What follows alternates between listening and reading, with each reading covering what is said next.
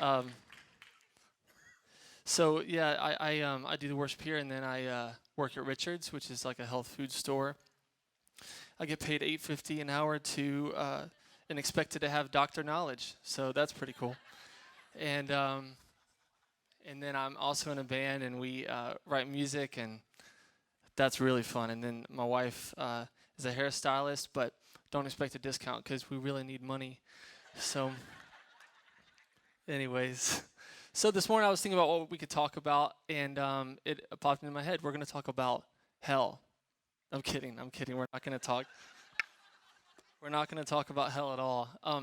This Bible, I never use it. Um, I use my other one. It's a NIV. This is a New King James, so I'm reading it to make myself mad. Um, because it's actually the version that my dad always read growing up. So it's the one I learned. But King James is pretty funny. So is all of them actually.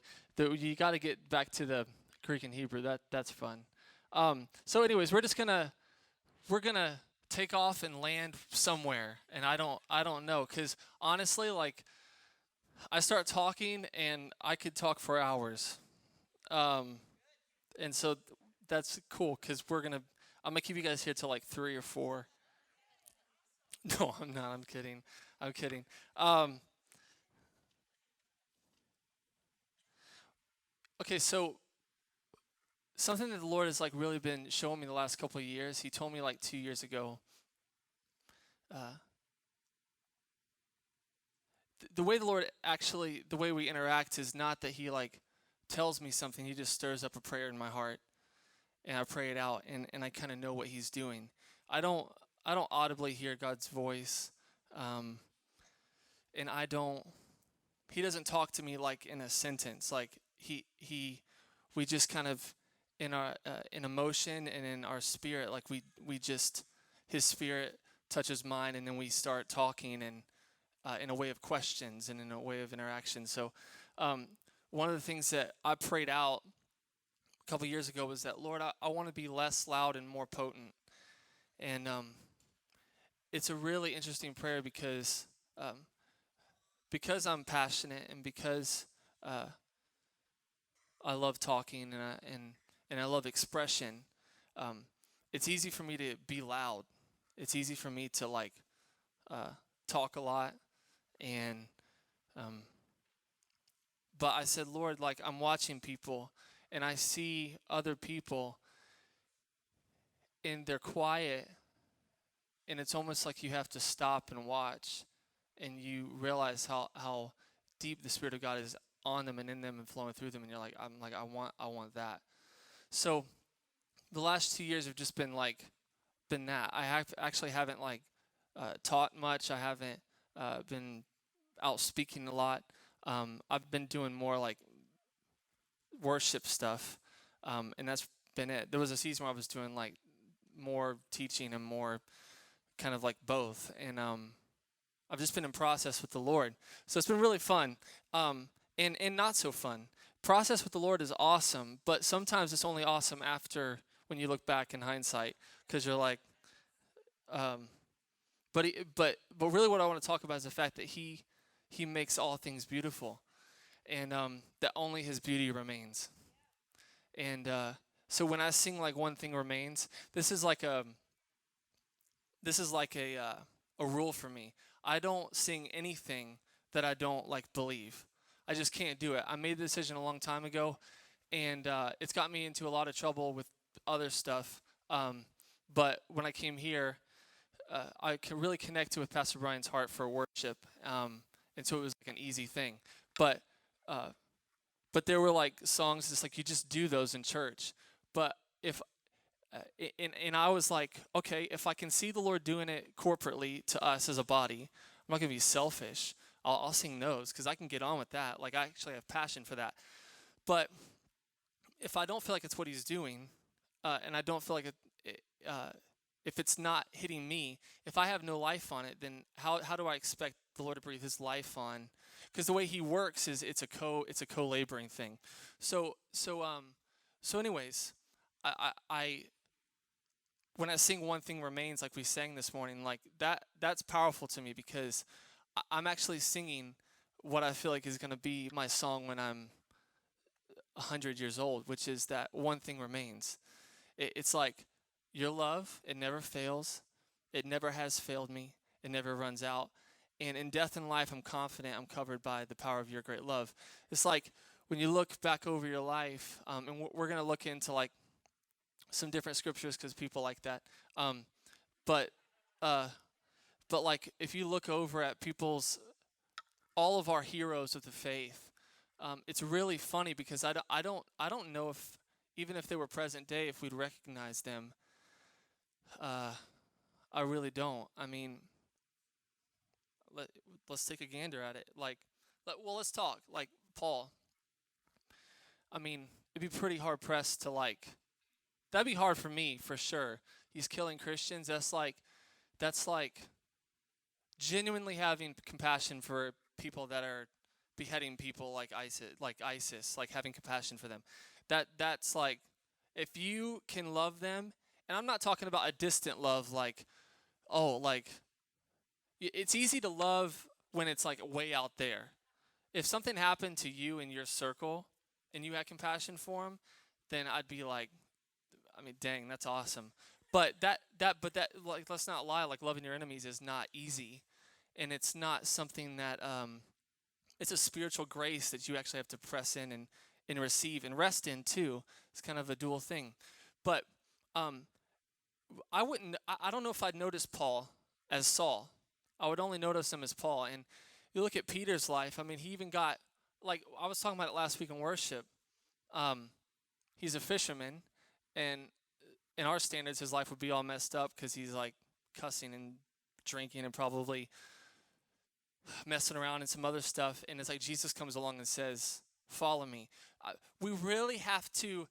This is like a core value, a high value for me. Like we have to take our Christian uh, that thing that's been put on us by like 2,000 years of separation and church for 15 years, and we have to look at it for what it is. Like the Son of Man, the one that you and I call God, came along to a fisherman who had a messed up life. He didn't go to like all these other people, like, and he said, "Come follow." I mean, that's crazy. That is really crazy. And then uh, Peter gets on this journey, and 1 second he's saying, Jesus is telling him like, "You're receiving something. You know that because of the Father." And then the next passage he's saying, "Get behind me, Satan."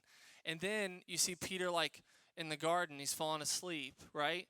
And then like uh, Jesus gets up from the garden and goes, and he's in that night, right? And Peter denies him 3 times. And then he's back to his old job fishing um, after the death of Jesus, and Jesus shows up to him and says does the same thing he did in the beginning, right? Harkens back to that first passage, cast your nets on the other side, because that's what Jesus does. He always brings us back to our first love. The same thing like when Mary was at the tomb. She didn't know it was him until he said Mary. It's like there's something about the Lord's voice that calls us back. So you see this process. And let's even take it a step farther. Peter is later on in his ministry, after Jesus has ascended, and Paul has to call him out because he's back under the fear of man thing. He's like, like you're playing that game with the Jews again. Okay, that's one. Look at Abraham's life. I mean, when you read Hebrews 12, it's it is that glory covering his life. Because if you look back at Abraham's life in Genesis, it's like, man, what a journey. He lies. He like tries to make the promise happen, and by it gets Ishmael, right? And because God's given him this promise, but it's hard to wait on it. So he tries to make it happen. And you know what I'd love to know? I'd love to know the life of Jesus 12 to 30. That would be really awesome, because you better believe, even though he was perfect, you better believe there was process. That there wouldn't. You can look at the process even when he's getting tempted. He wasn't like uh, he wasn't like inhumane. Like he had process. He had to choose. He had a choice. Like he had to press in and yield to like the Father's will. And so even his life. But like I wrote some other ones down that just off the top of my head that you look at David's life, and Moses is another one. Uh, raised raised by Egypt, and then gets awakened by passion and kills a man, and then goes in the desert for 40 years. And what we focus on is his like journey with the Israelites and the fact that he's like a father of the faith, but he had a process. My point is this, like you have to be true to your story. You have to I'm not endorsing moral failure at all. But what I am saying is like you have to embrace the Father's destiny over your life and and walk it out with him. And it might not look like exactly what you let me put it this way. I was raised in church for like since I was like a little kid. And this thing got on me for a long time that was just like you have to look perfect. Everything's got to look like it's right.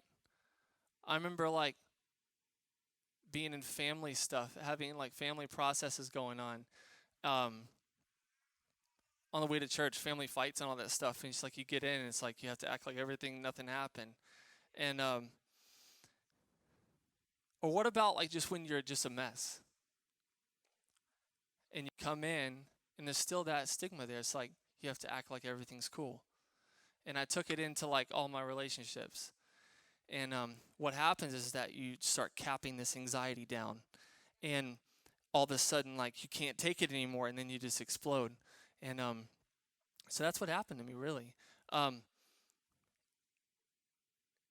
the Lord wants to like bring us out of that as a body, and the Lord wants to really, really make us free. And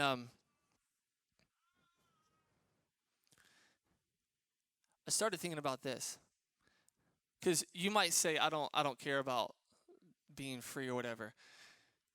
Well, the reality is that when you're free, you definitely think totally different. And if you're a businessman, um, whether you're in business, whether you're in education, whether you're in the arts and entertainment, like I am, um, you have no idea what ideas you're missing out on by not being free. So that was like a really like let's get non-spiritual for a second. People say like I don't necessarily want to go on this journey with God because it's going to be difficult. But in my mind, I'm like, man, there's stuff that I want to see. I have hunger for stuff that unless like he comes in and like frees me and opens me up, like I probably won't get it. Like I won't get the ideas that'll change the world. And so if that has to be your start process, like let it like just go for it. But just embrace freedom because something happens. So when you look over at your life at the end, uh, it's going to be beautiful. I read this. I read this passage. It's from the Velveteen Rabbit. It says, he said, "You become. It takes a long time. That's why it doesn't happen often to people who break easily, or have sharp edges, or have to be carefully kept. Generally, by the time you are real, real is capitalized with a real like R. Most of your hair has been loved off, and your eyes drop out, and you get loose in the joints, and very shabby. Yeah, but these things don't matter at all, because once you are real, you can't be ugly, except to people who don't understand." And so I just started like processing with that. Like it's really been my whole life.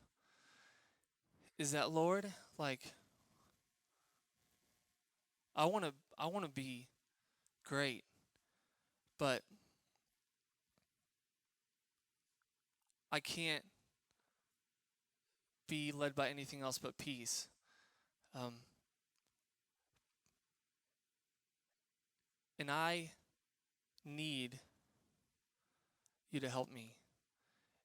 In the last like 27 years of my life have been just that, just walking with the Lord. I started playing drums when I was 2, and because like a huge part of who I am is, it's not who I am, but it's a huge part of who I am. It's it's my it's my favorite expression, and my wife says, like, I was asking her, like, what should I talk about, and to be honest with you, I've had no idea. Usually, like, I always know. I really always know. I'm a very like I like to prepare. I love to prepare, not out of some control thing. I just love to prepare. I love like that's cool to me. Um, but I've had no idea what to talk about. So I think we might do like a Q&A kind of thing. Not that I have all the answers, but it'd be fun to interact a little bit. Um, but my wife says I never talk about me and my process. And we probably are still getting to know each other a lot. So, so I'm just going to tell you a few things about me. I was 2 years old. I started playing drums, and then I went to this like Christian concert at this theme park called Carowinds. It's in North Carolina, and they had this thing every year called Christian Music Day. So they had all these artists in, and uh, and so I was like watching them, and all of a sudden this dream got dropped into my heart to like do that. And so since I was 5 years old, I've had this dream to travel the world and to tour, so to speak, and to make records and to do that. And but I was told for a long time by the church that that was like an unholy dream, or like that it was about me. And so I went through like this huge multi-year process of like, Lord, I know what you've given me inside of my heart is pure, but it probably is not going to look, it might not look like what people think is pure. For example, the Lord has brought me into freedom where I'm just writing about the seasons I'm in. So the last 2 years, I got married 2 years ago, and that's what I'm singing about. Because I kept going to the piano to write songs about like God's nature and stuff, and he kept like, it wasn't working. So he kept leading me back to my wife. So I just started like, started feeling his presence on talking about her. And so what happens is you're like, okay, well that's for me though. That's not for like the world. And then that's religion too. Because that's fear, and it can be. Maybe not for you. It was for me. And the Lord just said, no, no, no. I remember Bill saying it. It was like water to my soul. He said, the world has a voice where the church is silent. And I started realizing, oh my gosh, like nobody's talking about romance. Like nobody's talking about the process of love. Nobody's just nobody's just like chilled out enough just to like talk about what's really happening. And I don't mean like staying down in the dumps. I'm talking about like glorious parts. If marriage was like, I grew up with it being like a dream to me. Like I can't wait for that season. I didn't want it to happen then, but I couldn't wait till that season happened. And it really is amazing, and it deserves to be talked about. And so, Catherine, you see it. You see Jesus like in things and in people that like it takes looking to see. So someone like me who sings about like the Lord's grace up there will release a song about like romance, and it kind of I've had a lot of people like ask me, like, what's that about? Like, why? It's weird. What are you doing? Um, so uh, I wrote this song. It was like um, me and my buddy actually wrote this together. It says, "You were painted with the brightest colors, brightest colors. You're my perfection, elevated and ordered.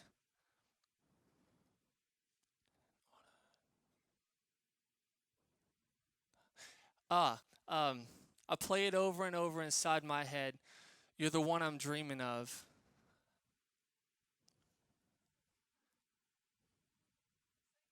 Late at night, you come to my bed. You take me so high above every time we make love. You sing that, and it's like, people, whoa, that makes me uncomfortable. Doesn't it? It's kind of, it does. And so, but that's like what the Lord wants to, how come Solomon can do it, but I can't? Because the reality is this, the Lord said I was a king, like Solomon. So I get to talk about that stuff. But it took me a long time to have permission to do that. And a lot of process with the Lord to get me there. And nobody sees that. It's like, do you realize the years of walking with the Lord, like wanting him so bad, and then like in like craving him every, like staying up nights and like just pressing into his heart for him to like, for me to like, it really is okay for me to talk about my wife. That is the stuff that we're under, that we have to realize. We have to go on our own journey and process with the Lord to realize, like, man, you got to break out of that, dude. Because listen, where are the Martin Luthers, right? If Martin Luther stayed in the church, I'm not talking about 1400 Martin Luther, I'm talking about Martin Luther King Jr. He was a minister. If he would have kept all of his message inside of the church, like, his movement is still being talked about today, right? And I know we want that whole situation and everything to be perfect, but I'm sorry, like there's a process, and that was just the 60s. So look at the freedom that man walked in, and in doing so, like, led a movement. Where are the Moses? I started asking this question, like, because I'm like, Lord, you're slow, like you take so long, and and um and I'm genuinely not being disrespectful or trying to be funny. Like, I was literally saying that, like, Lord, this is what it seems like. I don't know everything, but it seems like you're real slow. And and uh and I felt this question come up in my spirit, which was, the Israelites waited 400 years, right? In Egypt. They were enslaved for 400 years before Moses came along. Do you realize that's like 10 generations? 10 generations. In 400 years, that's a long time. And this question came in my spirit, which was that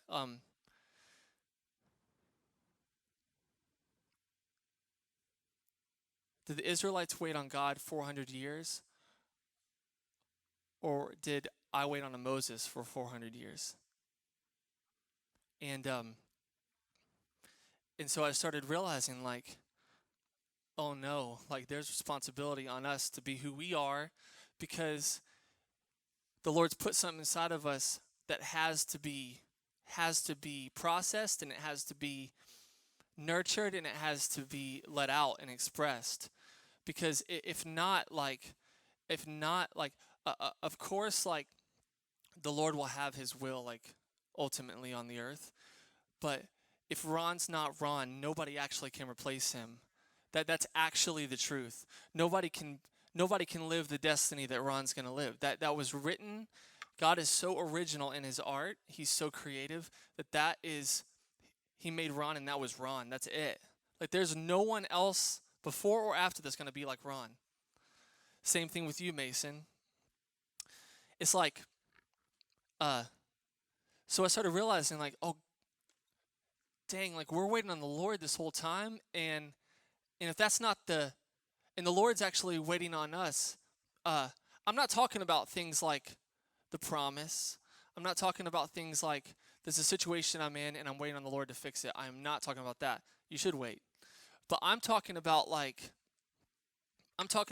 the ideas of shame that keep you from being who you are, that keep you from your destiny, that keep you unfree. What would your life look like? I start getting real inspired sometimes really late, like I'm watching Netflix or something, and I'll see, like, all right, my life is awesome, but I did not dream of feeling this way. And this is what I'm talking about, the feelings of worry. In my dreams, I didn't feel that way about my life, looking ahead. Worry, anxiety, fear, getting to a certain point that you're like, all right, I'm this age, so this much is impossible. That's a lie. That's a total lie. In identifying those things is really key. So I started realizing, like, wow, the Lord's not slow. We are. In 10 generations of people, not one other Moses uh, arose. Isn't that crazy? So my question is, like, where are the pioneers? Where are the people that discover? Where are the people that like um, like Christopher Columbus? If you read the journals and his diaries from his journey, like he literally almost gave up like several times. His crew, like people were dying, like it was crazy, and he almost gave up. But could you imagine if like he gave up? Isn't that nuts? Um, okay, so I'm terrible at landing. I said that a long time ago. But I just, because, you know why? Because I don't like landings. I don't try to like round it off anymore. Because it is what it is. So this is another process that I went through. Um, I'm hoping that by sharing this stuff, bells are ringing that you'll start thinking like, oh, I deal with that too in a different way. And um, I was like around 07, 08.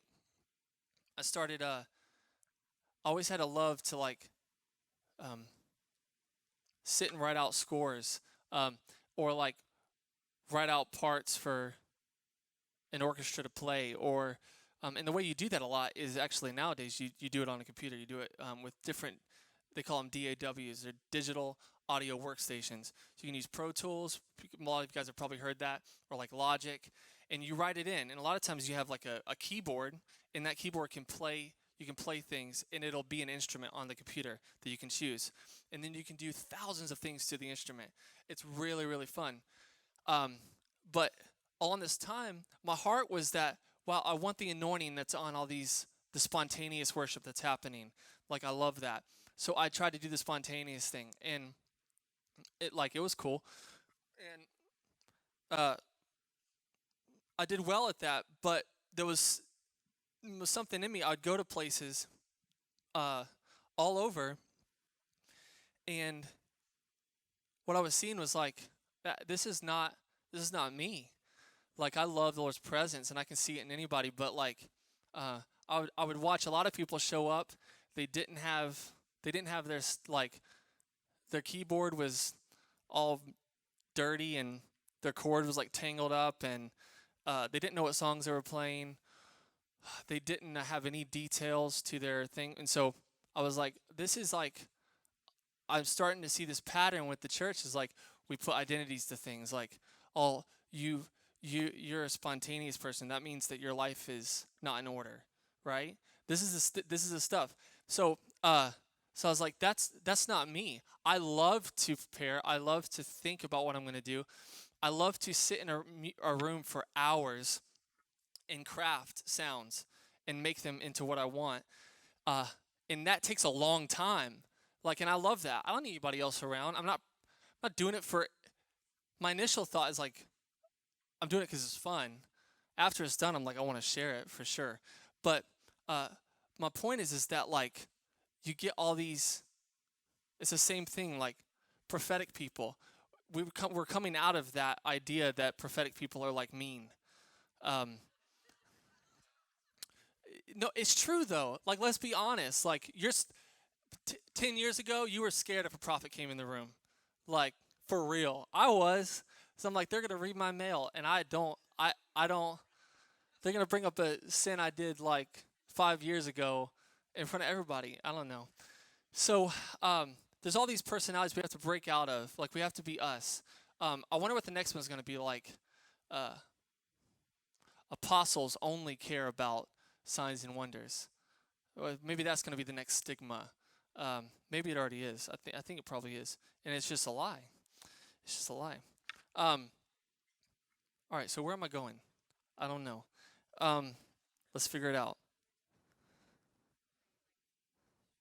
I love to create. Yeah, it's been hours doing it. So, but that's another 2 year process of mine, like feeling liberty to do that. And so uh, I can start to see the orchestration of the Lord on my life already, and I'll be in a different place uh, in my heart and in my life in 10 years from now.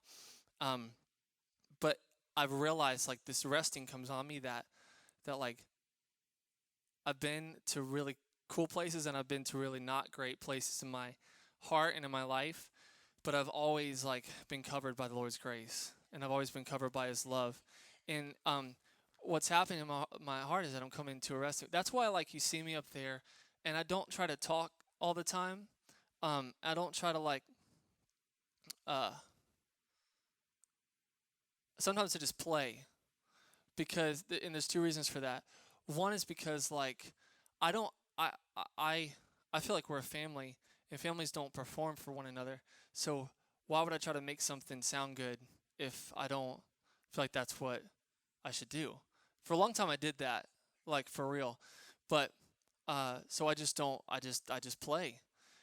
And I also believe that that's like where the Lord's like flowing on me at a lot of times is like just playing. Um, but uh,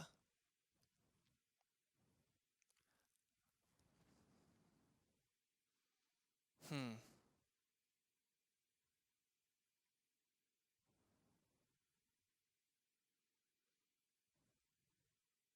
So like, and the other reason I don't do it is just because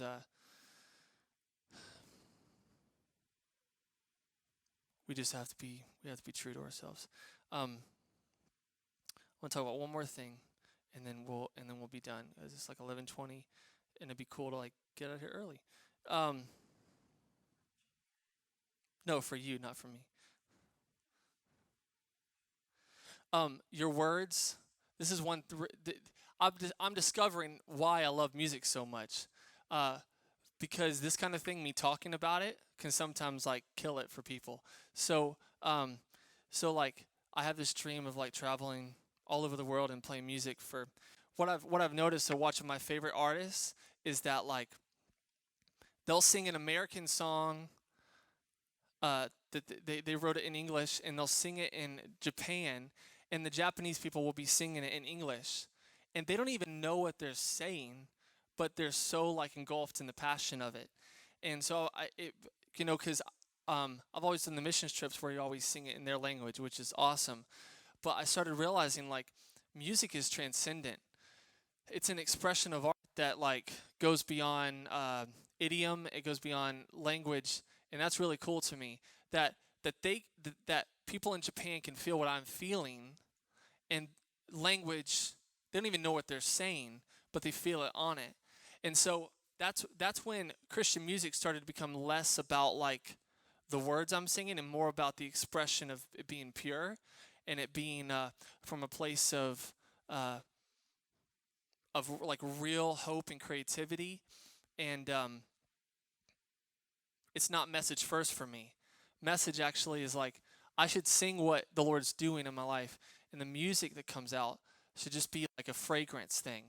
So I'll write a lot of stuff, and some stuff I just don't use. But as part of that less loud, more potent thing. So like, because I grew up in the '90s Christian music where it was like highly evangelistic, which is awesome.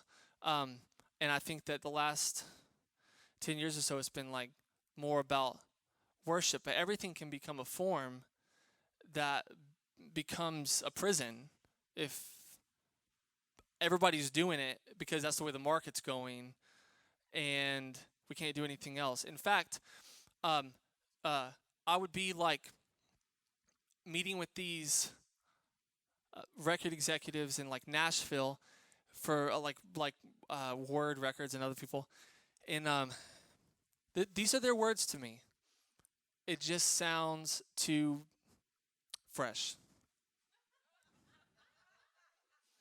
and literally, but they're saying it as a bad thing, like it's not marketable, And I started to realize how much of a joke it was. Like, one person does something great, right? And people, somehow it gets out and people love it. And then, uh, and then the whole market follows like dumb idiots. They just say like, this one guy was free and he did something awesome. So let's make ourselves unfree and do that too, because we got to make money.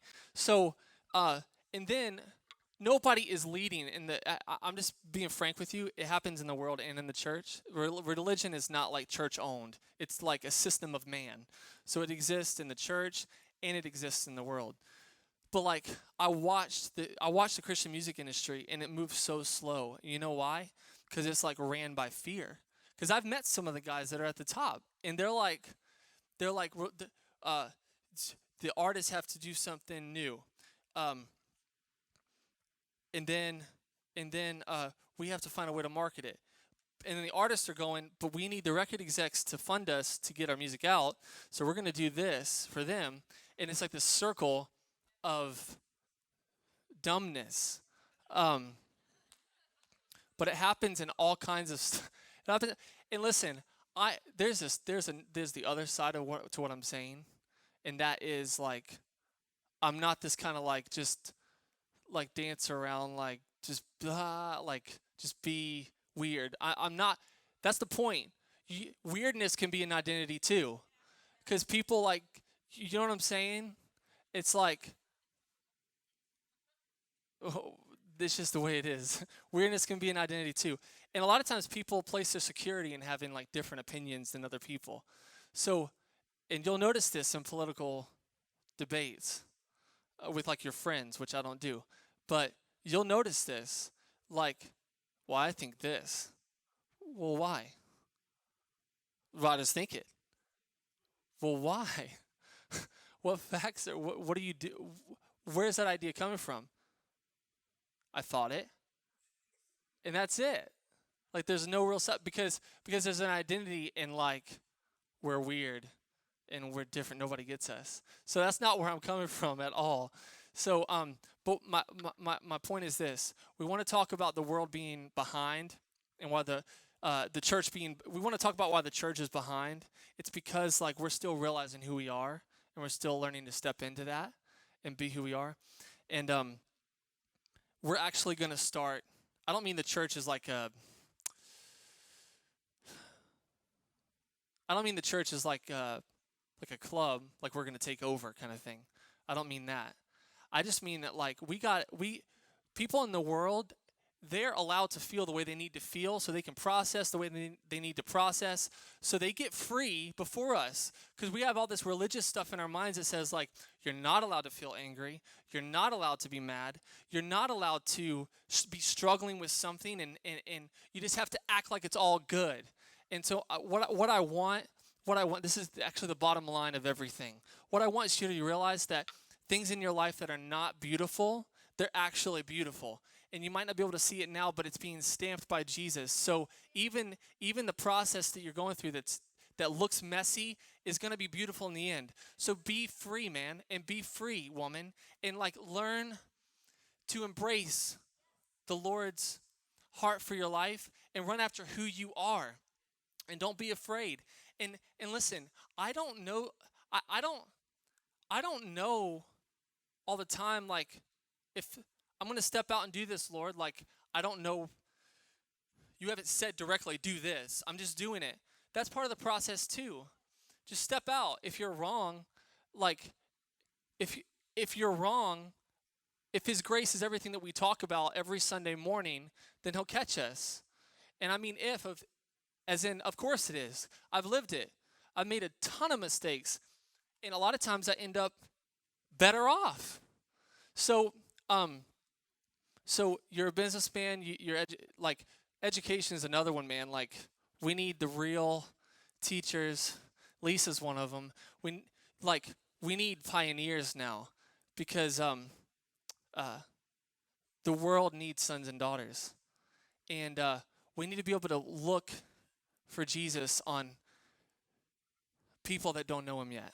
So that's another part of my heart that I'm really passionate about. Like I'm going to Los Angeles in August, and I'll be playing in like clubs and stuff, and my whole it's just gonna be a cool experiment. Um, it's not gonna be an experiment really because I've done that. It'll just be cool to watch how the Lord, in a covert way, releases His presence, and I don't have to like say, "All right, guys, this is what I'm about to do. I'm about to I'm about to do something, and it's gonna release presence. Like, just do it." And and a fragrance is going to be released. That's that's that scripture that we always quote. Thanks be to God who always leads us in triumphal procession and through us everywhere spreads the fragrance of the knowledge of Him. So that triumphal procession, that's what it's called in Scripture. That's what your process is called in Scripture. Your messy process, my messy process, is called a triumphal procession in Christ Jesus. And as we go along that process, He's spreading His fragrance all over the place. He's spreading the knowledge of His fragrance. He's spreading the fragrance of the knowledge. It's different. It's different than spreading the knowledge of God. That's what we've been like content with. I'm talking about spreading the fragrance of the knowledge of Him, meaning people know it after the fragrance. So like, because when you are you, what happens is that anointing comes on that, and a fragrance is released. I promise is the last thing, and then we'll leave. Uh, if Mary, hmm,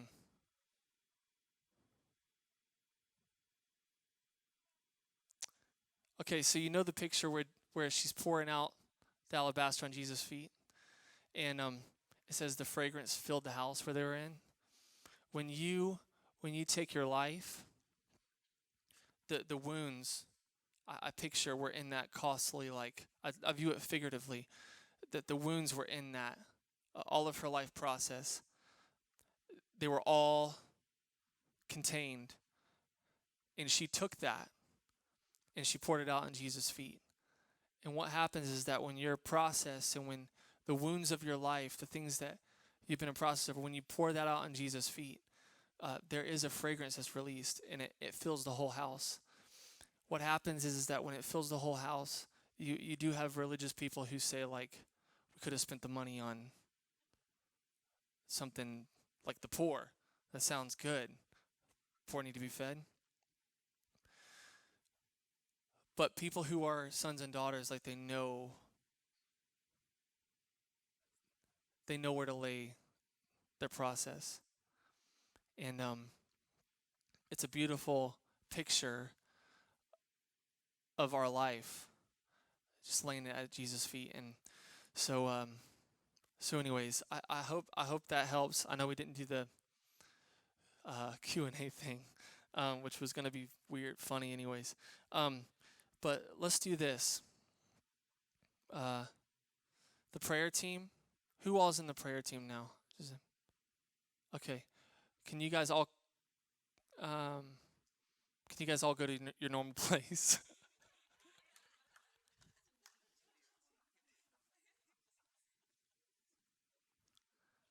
Jessica, did you have anything you want to add to that?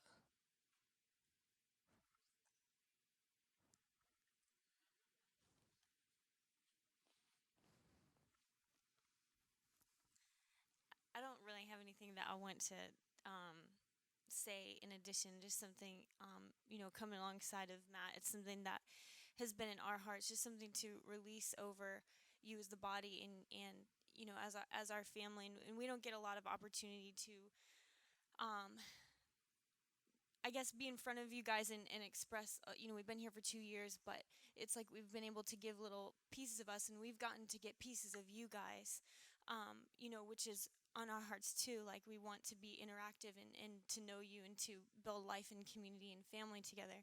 Um, but, Matt and I have been through just already in 27 years, just so much embracing process and just things that we've been through personally in our lives and then together and just our walk with the Lord. And I guess I don't know how to break this up. So I guess in whatever it is in your heart as I pray, um, I feel like sometimes, like a lot in our journey, we went out to ministry school, and I've just felt like coming out of it, um, there's a stigma sometimes that comes with young people who are passionate, is that we don't know a lot, and we haven't had experience with a lot. And Matt and I, we know that with years comes experience. But one thing that is in our hearts, and something that has always stuck with me, I hear Jesus in certain times of my life where I feel this: don't let them look down on you because you're young. And what I want to speak to is the young people and the young at heart. When you're burning for passion and there's no bashing any certain area of your life. Whatever you walk in, routine is good. Having a schedule is good. That's not, when you're talking about a lot of times, like, creativity and passionate people, there's a rhythm and a flow to life that you have to have. But I guess what I want to release is over the young and the young at heart, um, is to just run, knowing that you have something to offer. And if you're at a place in your life, and I have people very dear to my heart that are at this point in their life, they don't feel like they have much to offer. They don't feel like there's so much discouragement and disappointment that's carried inside of their heart that they don't feel like they're worth anything to anybody. And I want to speak to your heart too, that you have so much. Just because you don't see it or feel it does not mean anything. You have so much to give and so much to offer. And we work together, I guess is what I'm trying to say, is that if you don't feel like you have fire burning, let the ones.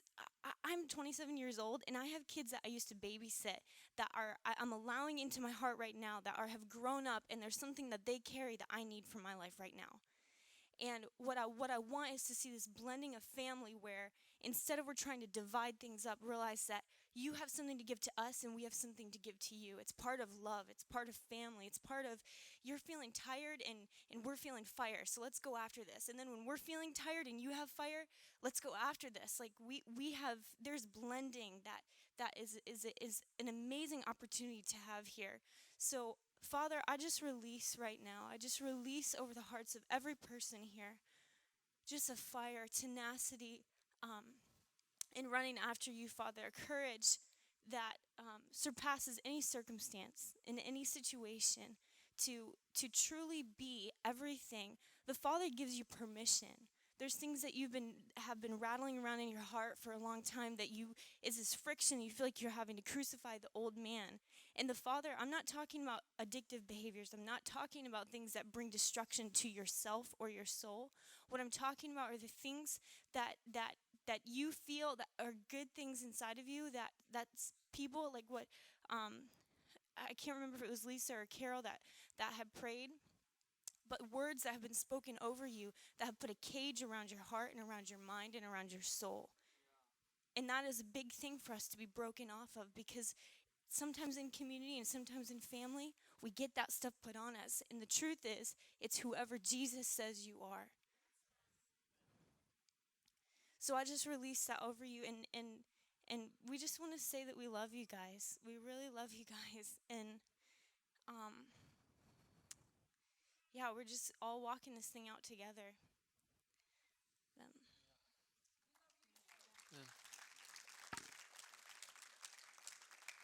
So, if you need prayer for anything, whether it's healing of your body, healing of your soul, your mind, go see them. It's gonna be awesome if you do that. And we do. We love you guys, and I guess this is it. See you guys later. See you guys soon.